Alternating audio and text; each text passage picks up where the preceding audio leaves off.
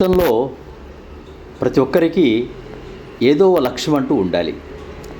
ఏ లక్ష్యం లేకుండా జీవితాన్ని గడపడం సుక్కాని తెలియకుండా నడి సముద్రంలో నావను నడపడం లాంటిదే. ఏ ఒడ్డుకు చేరుతామో, ఎక్కడికి వెళుతామో, ఏం చేయాలో, అసలు మానవుడు అంటే ఏమిటి, జీవితం అంటే ఏమిటి, జీవించడం అంటే ఏమిటి అనేటువంటి 1,00,000 ప్రశ్నలకు జవాబే దొరకదు. కాబట్టి ప్రతి ఒక్కరికి ఏదో ఒక లక్ష్యం ఉండాలి. అది సృజనాత్మకంగా ఉండాలి. రోడ్లు ముందు లేవు, మనం నడిస్తేనే రోడ్లు ఏర్పడ్డాయి అంటాడో కవి.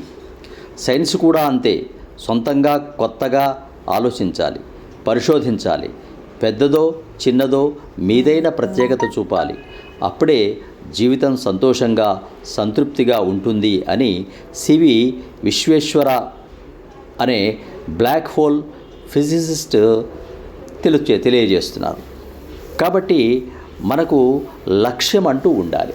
జీవితంలో మనం ఏం సాధించాలి, జీవితంలో సమాజానికి ఉపయోగపడేటువంటి ఏదైనా పని చేయగలమా, ఆరోగ్యానికి సంబంధించేటువంటి ఏదైనా పని చేయగలమా, కుటుంబానికి సంబంధించినటువంటి ఏదైనా పని చేయగలమా అని ఇట్లా విద్యకు సంబంధించిన లక్ష్యాలు, ఆరోగ్యానికి సంబంధించిన లక్ష్యాలు, కుటుంబానికి సంబంధించిన లక్ష్యాలు, పిల్లల భవిష్యత్తుకు సంబంధించిన లక్ష్యాలు, తర్వాత ఆర్థికమైనటువంటి పురోగతిని చెందడానికి ఏర్పాటు చేసుకోవాల్సిన లక్ష్యాలు, ఇలా ప్రతి మనిషి జీవితంలో అనేక రకాలుగా ఉంటాయి. వాటిని దీర్ఘకాలిక లక్ష్యాలుగా, అల్పకాలిక లక్ష్యాలుగా, స్వల్పకాలిక లక్ష్యాలుగా, ఏ రోజుకు ఆ రోజు చిన్న చిన్న లక్ష్యాలుగా విభజించుకొని జీవితాన్ని సక్రమమైన మార్గంలో నడపడానికి లక్ష్యాలు ఉండాలి. లక్ష్యం లేకపోతే అలక్ష్యం చేయబడతారు.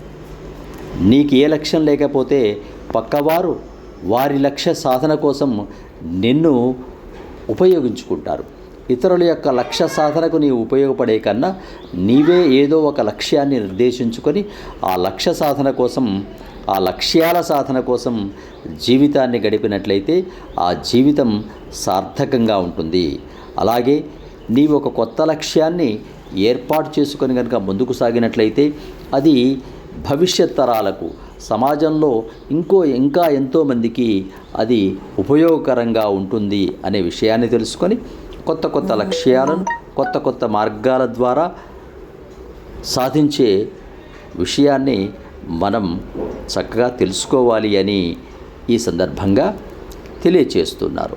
మనం కూడా ఈ విషయాన్ని సాలోచన చేద్దాం.